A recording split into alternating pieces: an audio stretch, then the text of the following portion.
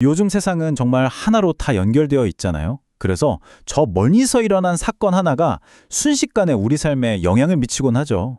오늘은 바로 그런 연쇄 반응, 그 고리를 하나씩 따라가 보려고 합니다. 자, 사건의 발단은 바로 이 한마디였습니다. 전 세계를 그야말로 바짝 긴장하게 만든 위협이었죠. 중동의 아주 중요한 길목, 호르무즈 해협을 둘러싼 발언이었습니다.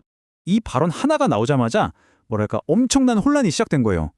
관련된 나라들이 저마다 완전히 다른 이야기를 하기 시작했거든요.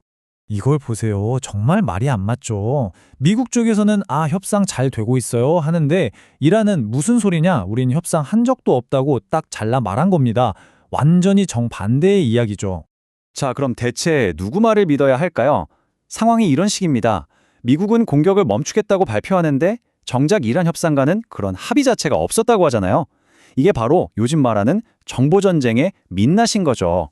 근데 이런 지정학적 갈등이 사실 우리랑 무슨 상관이냐 이렇게 생각하실 수도 있잖아요. 하지만 이게 우리 지갑에 아주 직접적인 영향을 미칩니다. 어떻게 그렇게 되는지 지금부터 한번 보시죠. 자, 이런 불확실성이 커지니까 제일 먼저 반응한 곳이 바로 돈이 움직이는 금융시장이었습니다. 전 세계 금융시장이 말 그대로 충격에 휩싸였죠. 가장 먼저 각 나라 돈의 가치가 흔들리기 시작했습니다. 뭐랄까, 그 나라 경제에 대한 믿음이 흔들리는 거죠. 예를 들어 우리나라 원화 가치가 뚝 떨어져서 1달러에 1,500원을 훌쩍 넘겨버리는 그런 상황이 벌어진 겁니다. 그리고 바로 이어서 우리 경제의 혈액이라고 할 수 있는 기름값, 즉 유가가 폭등하기 시작합니다. 배럴당 100달러를 향해서 그야말로 무섭게 치솟았죠. 채권 시장도 공포에 휩싸였습니다. 세계 경제의 건강 상태를 보여주는 아주 중요한 지표가 있거든요. 바로 미국 10년물 국채 금리인데 이게 위험선이라고 여겨지는 4.5%에 거의 다다른 거예요. 이 선이 무너지면 투자자들의 심리가 완전히 얼어붙을 수 있다는 그런 아주 위험한 신호입니다.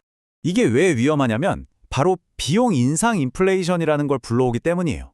이게 뭐냐면 경제가 막 활발해서 물가가 오르는 게 아니고요. 그냥 기름값처럼 꼭 써야 하는 비용 자체가 오르니까 덩달아 모든 물가가 오르는 아주 안 좋은 상황인 거죠. 그러니까 진짜 문제는 이겁니다. 지금 전 세계적으로 빚이 어마어마하게 많잖아요.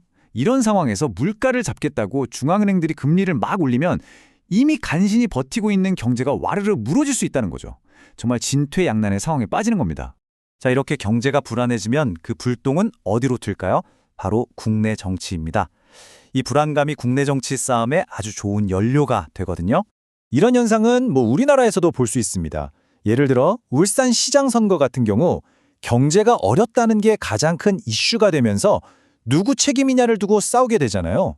그러면서 정당들이 이기기 위해서 서로 손을 잡거나 아니면 분열되면서 선거 판세 자체가 완전히 뒤바뀌기도 하는 거죠. 상황이 이렇게 불확실해지면 나라들끼리의 관계도 다시 생각하게 됩니다. 수십 년 동안 굳건했던 동맹도 예전 같지 않을 수 있다는 거죠. 이제는 누구도 믿을 수 없다. 우리 힘으로 우리를 지켜야 한다는 이런 목소리가 나오는 것처럼요. 자, 이렇게 나라끼리도 정치인들끼리도 서로 믿지 못하는 상황인데요. 만약에 이 정부의 위기가 한 단계 더 나아가면 어떻게 될까요? 그러니까 우리가 눈으로 보고 귀로 듣는 지도자의 영상이나 목소리마저도 진짜인지 가짜인지 알 수 없게 된다면요. 네, 이건 더 이상 영화 속 이야기가 아닙니다. AI가 만들어내는 딥페이크. 이게 바로 진실을 둘러싼 전쟁의 새로운 전선이 된 거죠. 지금 이 순간에도 법적으로 또 윤리적으로 엄청난 논쟁이 벌어지고 있는 분야입니다. 한 법학 논문에서는 이 딜레마를 아주 명확하게 보여줍니다. 한쪽에서는 딥페이크로 인한 피해자를 보호해야 한다고 주장하고 다른 한쪽에서는 그렇다고 표현의 자유를 너무 억압해서는 안 된다고 맞서는 거죠. 정말 어려운 문제입니다. 법적인 논쟁도 굉장히 복잡해요. 성폭력 처벌법부터 시작해서 개인의 성적 자기 결정권, 그리고 디지털 시대에는 과연 누구에게 책임을 물어야 하는가 하는 원칙까지 정말 근본적인 문제들을 다 건드리고 있습니다. 자, 그럼 지금까지 나온 이야기들을 한번 쫙 모아볼까요? 이 복잡한 상황이 지금 우리에게 무엇을 말해주고 있는지 정리해 보겠습니다.